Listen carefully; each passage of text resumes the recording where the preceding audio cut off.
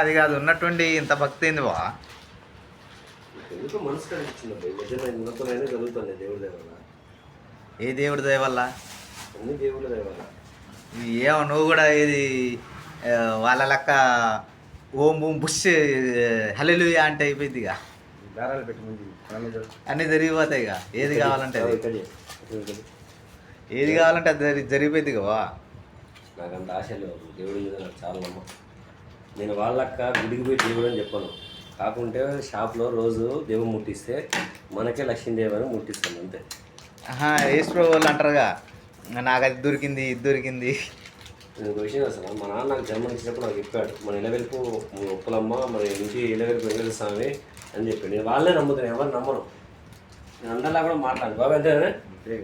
మా నాన్న ఏం చెప్పి నాకు నన్ను కన్నా మా నాన్న అదే నేను నమ్ముతాను. మరి పుచ్చాముంట కొడుకులు వీళ్ళు నిన్నగాక మొన్న కన్వర్ట్ అయిన వాళ్ళు మరి మా దేవుడు గొప్ప మా దేవుడు గొప్ప అంటారు కదా. తెలవని వాడికి గొప్ప అంటారు. ఇప్పుడు తెలిసిన రాగం రాకూడదు కదా. నేను మన ఉమ్మా అదే అడిగి నేను ఇప్పుడు మీరు దేవుడు కట్టే అంటారు కదా, ఇప్పుడు మీరు సూర్యాన్ని కూడా జైలు కింద పెట్టని అడిగింది. నేను రియల్గా అడుగుతాను అసలు. అవునా బాబాయ్? ప్రార్థన చేస్తే వచ్చేస్తాడుగా.